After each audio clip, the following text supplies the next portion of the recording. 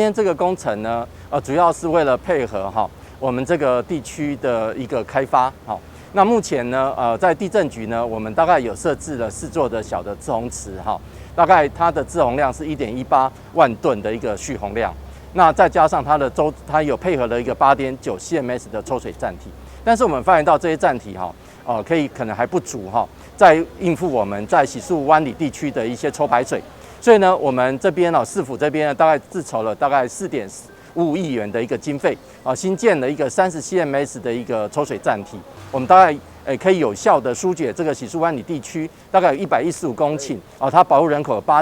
8000人的这样子的一个排水防洪的一个设施。我想这工程完成之后，对于我们周遭地区的排水有大幅的一个改善。台南市南区洗漱湾里市地重划工程总面积大概有29.59公顷。那么这里面呢，包含了重划后的住宅区跟观光特区以外，我们还取得了大量的公共设施用地。另外呢，这一区的重划基金我们会转出5.18亿，那补助水利局来做抽水站的工程。那最主要呢，就是要解决湾里附近呢地势比较低洼，以及重划区重划之后开发所产生的径流，那解决地方淹水的问题，那也为这个地方呢增添公共建设，包含了公园、开辟道路，还有停车场等等。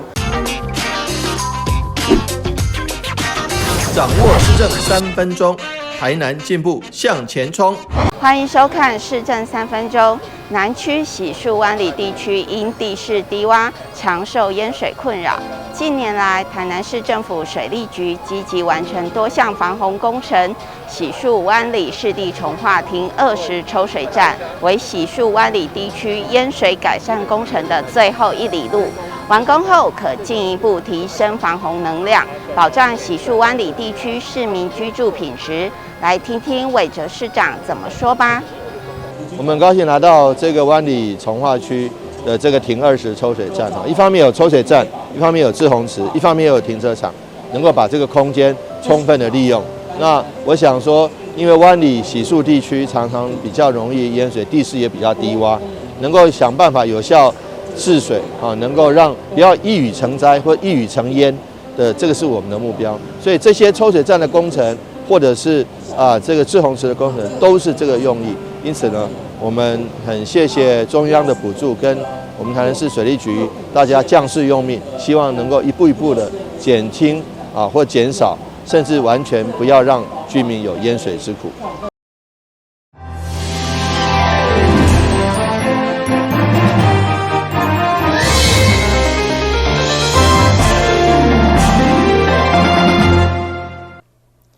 你好，是各位欢迎收看中嘉台南电新闻。下面有一连串的新闻报道，带大家做回来关心。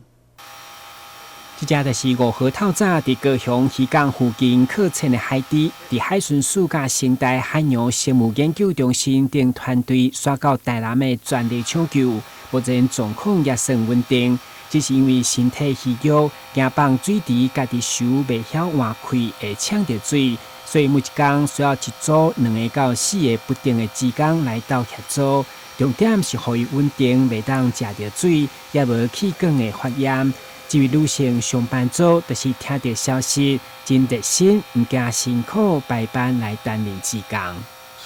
就是因为看到消息，就是也是有点突然，但是就想说，如果有时间就可以来帮忙的话，就希望他可以康复，然后回到海里，这样我们就很开心了。对。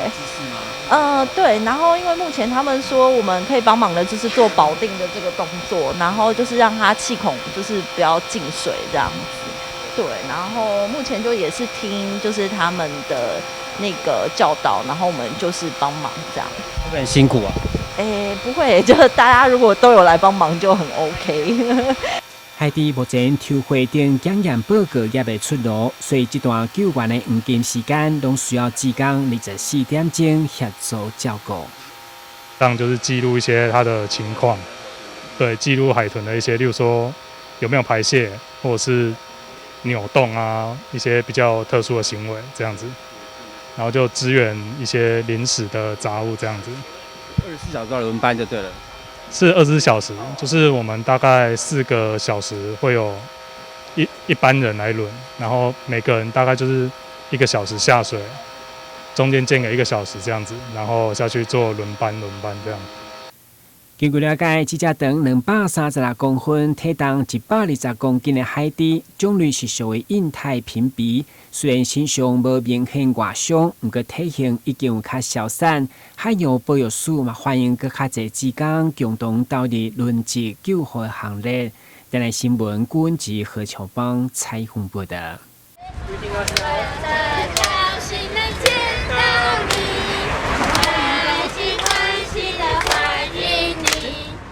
海淀高小的学生热情的唱歌欢迎第4届亚洲报道大会来到台南市，由台南市政府农业局长李建宇代表市长黄伟体欢迎。第1站来到真古德凉亭，学生热情的送着卡片，场面相当温馨。The people have been the best. I think that's been the biggest takeaway is just meeting the people. They've been so generous, so kind, and so thoughtful to make this whole trip a great success. The environment of Taiwan,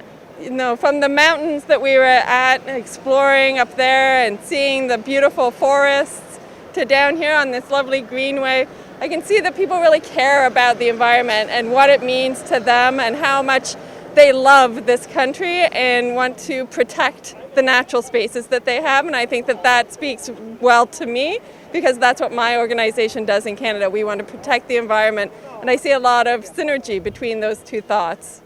亚洲报道大会邀请来自世界各国介意健行的朋友，去熟悉无同国家的报道风景，体验当地的文化，享用当地的美食。这办由台南社区大学台港分校执行长吴茂成陪同。参访山海圳国家离岛，咱用3天的时间陪伴这国际朋友对特惠的到闸门水库，这条步道总共13单位，甲咱地方台港地方咱大庙咱社区大学台港分校，咱海淀国小小台港安尼公司合约做伙来拍拼这条山海圳国家绿道，对台港到玉山安尼总共177公里，对海到东北第1高峰，伊是见证咱台湾台湾人家侪做伙拍拼的一个。代表咱的台湾文化路径，嘛是一个生物多样性的一条绿道。咱这边有机会，互咱来自加拿大、美国、匈牙利、蒙古，还有澳洲、等等日本这个国际步道的这个组织甲专家学者做伙来参访了解。希望借着这摆亚洲报道大会，将台南的美食、风景以及文化等等，带转去分享给各国的朋友，也希望山海圳绿道。将来会当甲加拿大等各国的报道结盟，同时加强各国人民之间的交流以及文化的互动。台南新闻杨顺怀采访报道。位于南区大东路对健康路到大拿路区域的新生里，圆环跨侪条的航道，自民国88年征收为大拿新城国体以后，社区的道路甲水沟都毋捌征收过。对处理长王安国透过议员林美燕来订正，希望公部门会用的来斗3天。这里这个侧沟因为长久来讲，就是说经常都会堵塞了，那就希望这一次请我们林美燕议员，可不可以请环保局来协助我们把这个侧沟帮忙清理一下？因为今天管委会也没有这种工具。当说环保局能够帮忙的话，这是非常的感谢他们。因为在民国88年到现在已经23年多了，我们的公部门在道路的重铺上面，到水沟重建上面，完全没有看到公部门来做的就是修缮的个工程呐。那我们只有质疑为什么会这个样子呢？因为这段时间道路的毁损越来越严重，很多的长辈因为这样而跌倒。那我们希望公部门是不是哪个问题哪个环节出了问题，希望他们能够去克服它，那把这些资源能够来到我们新生里，因为至少它是一个里，而且它整个的组合都是一个巷弄，它是大同路2段几巷的在公部门已经是既有的巷道，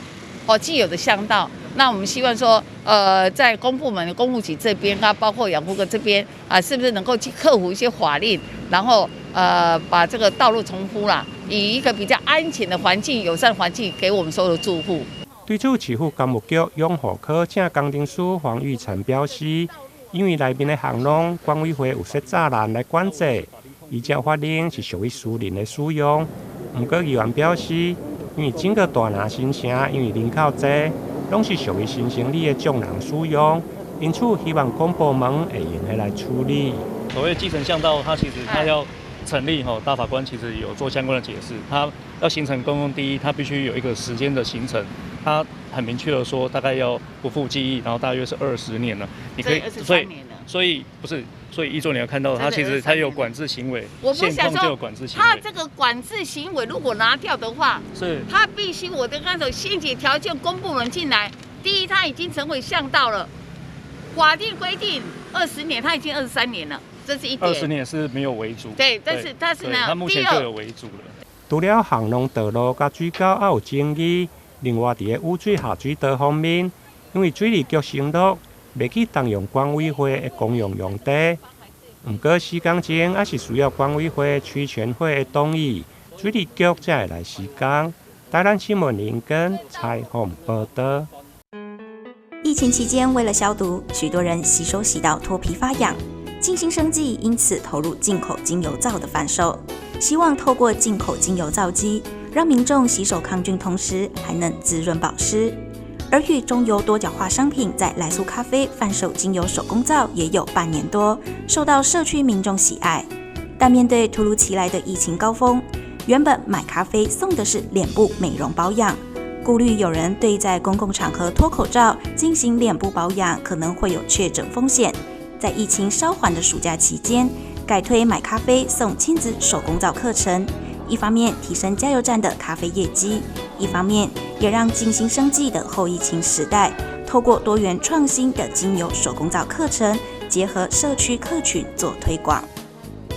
其实，在疫情之后，其实我们这个美容的行业已经就是因为戴了口罩就没有办法做脸。那其实我们在这段时间的经营的时候呢，也非常的辛苦。那几乎想说不然就找一个方法，怎么来接我们这段时间没有办法，就是说脱口罩的一些行动的美容，还是做一些美容护肤的部分哈。那我们为什么要来转介在这个精油皂里面？因为精油皂本身就是在做清洁，我们想它变成说推广这个，让学员他们除了说精油皂学完之后怎么使用，然后教他们做一些手作，除了这一份的这个一些手作的收入以外，然后我们也让学员就是延续让他们经营一些这样精油皂，怎么在家里自己创业做小型的一个创业，或者说他们怎么在那个团购里面去做，跟很多团的团主呢一起来合作卖这些精油皂。公司的精油皂是很天然的，洗后很滋润保湿，是值得推荐的伴手礼盒。那疫情期间呢，我就跟公司批来卖给朋友，增加一点收入。为了让公司的收入不因疫情中断，原本主攻行动美容师培训的静心生技，不得不停下许多美容师的培训业务，转从零售精油皂，再到手工皂教学。除了来速咖啡，静心也与市民学院合作，让参与的学员有机会创造事业第二春。有一天我开电视起来，我看到阮隔壁里活动中心伊咧推广2度就业，2度就业伊内底都有咧讲到行动美容，有咧学精油皂，这是我真兴趣的，所以我就想尽办法去报名。我起头我是送给朋友，朋友感觉我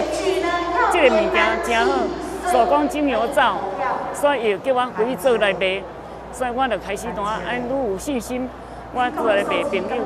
卖朋友佮介绍一寡人。那最近我们课程都是把这些传统的精油皂，把它演成在生活里面。那像很多蔬菜水果类，然后水果的精油皂，这个都一般我们在传统里面的精油皂是没有人这样子做过。但是如果说做成四方形的精油皂，又没有什么特色。那我们为了让精油皂更活化、更创意，所以我们把精油皂也用在生活上，像我们的一些柿子水果皂，还有一些像我们的丝瓜皂，还有玉米这些做得很像我们生活上的这些模型，然后让客户人很喜欢这种东西。一场疫情让各行各业都受到不同程度的影响，静心生技以正向的态度迎战疫情，努力发展不同的经营策略，既不影响原有客群消费市场，也能因应疫情创新多元商品。这场疫情目前逐步趋缓，我们的生活也慢慢恢复过往。想多份收入的你，或许能从手工皂开创出另一个圆梦的好契机。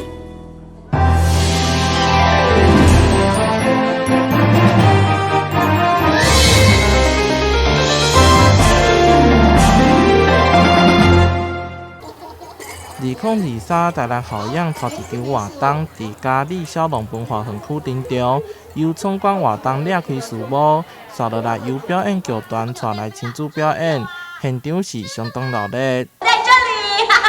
你干嘛要吓我啦？啊！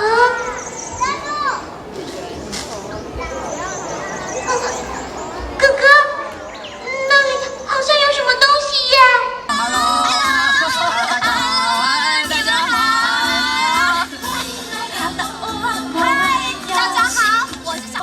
另外一场伫新华善堂文化园区顶场，一个家长拢带着小朋友出来佚佗。现场除了有闯关游戏，也可以当摕气球。市长黄伟体也特别现身，发送小礼物，手先祝福市民圣诞节快乐。那其实我们现在已经有3场，一场在嘉里骁龙，一场在麻豆总园，一场在善化。那所以说，第一次来善化，我们看到现场这么多好朋友，都很开心。希望大人朋友共同度过一个快乐的周末。那参加我们耶诞跨年的活动，看看表演，来走走逛逛，都非常好哦。台南校养系列活动久久不断，接落来12月10号伫总业艺文中心也有一场亲子活动，演唱会也伫咧12月17号开始，一直到跨年，总共有3场，希望会当予所有市民以及外地好朋友享受到精彩丰富的表演。台南新闻杨顺怀采访报道。南胖购物中心为了打造员工甲消费者一个安全的工作场所甲购物环境，平时除了照规定进行自卫消防的编组甲定期的演练，6号下午嘛伫咧户外展开灭火器的操作训练课程，透过智慧编组，专业的消防管理员对灭火器的操作细部介绍，由着副总经理带头进行全体员工的实地操作。拿到灭火器，我们先把插销拉出来哦。那如果拉不出来，它上面有所谓的鱿鱼丝的时候，我们就先转，然后把它拉出来哦，然后拿取皮管，瞄着火焰底部去压握把哦，然后来回扫射哦，就完成了灭火了。我们会办这个全公司的员工来实际的操演。灭火器主要就是因为也有鉴于，其实灭火这件事情本来就是需要，大家都能够亲自的能够了解、亲自的懂。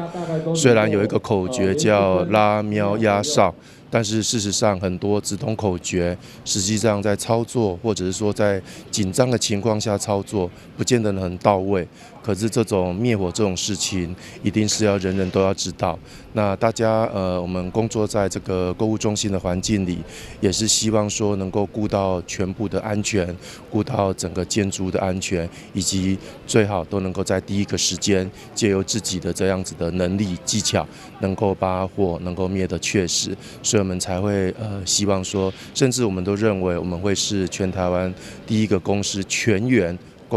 每个员工都实际会使用灭火器的。南胖购物中心从今日起将连续3天分体处进行全体员工实地操作灭火器。就算员工知影拉、瞄、压、哨操作的4大口诀，还是要实地操作过。只有加强平时的训练，才用来面对紧急的状况应变。台南新闻林根采访报道。111教育发展协进会发起乒乓传爱计划，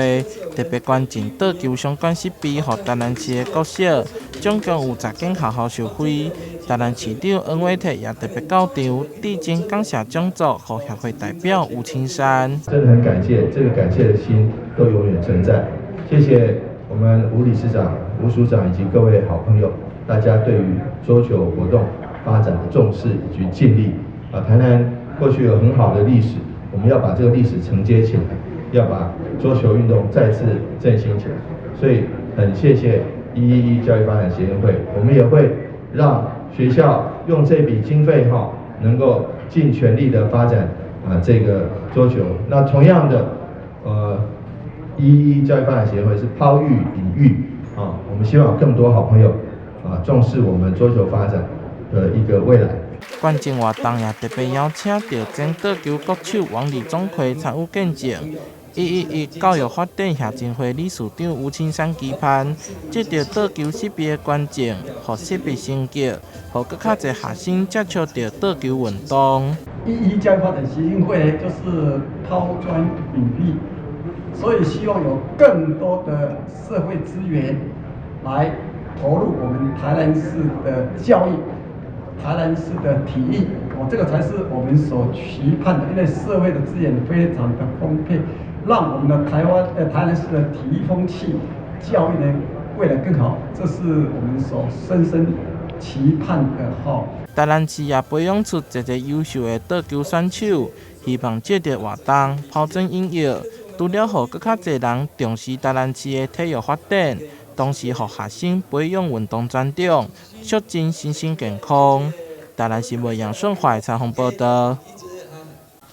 一名外国居住伫台湾的阿先生，2天前发现正手小指头仔的指甲有细乌点，经过医生手术切掉了后，空喙无好线生出肉芽组织，转到大病院来看医生，结果发现是罕见的甲床鳞状细胞癌。甲床鳞状细胞癌它是皮肤的一种恶性肿瘤啦。那老实说，它并没有非常的常见。但是它是占手部的恶性肿瘤的90%，所以在只要手部的恶性肿瘤的话，有90%是甲床鳞状细胞癌这样子。因为阿先生的工课需要长时间的拍字，原本手术爱将正手小指头仔尾端切掉，经过医生的讨论了后，决定以冷冻切片的方式，确定切除组织周边有恶性肿瘤细胞，刷落来以无名指的终端组织补伫咧切掉部位的空喙。进行手术切除以及局部皮瓣重建手术。那在术后6个月，目前追踪起来都没有复发，伤口也复原得非常好。这种癌症发生的比例足低，也毋过算是指甲常常看到的恶性肿瘤。医生表示，根据美国这几天的资料，这种癌症常常发生伫50到70岁的查甫，而且非常的歹诊断。好发的年龄是50岁到70岁之间，那男生的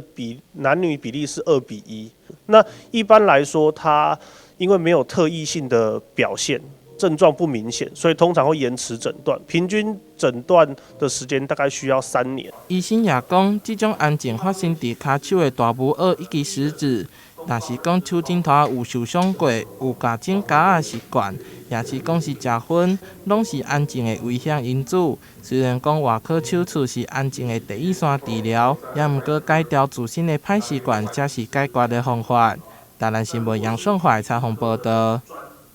非常感谢收看中嘉台南电新闻，我是顾文杰，咱再会。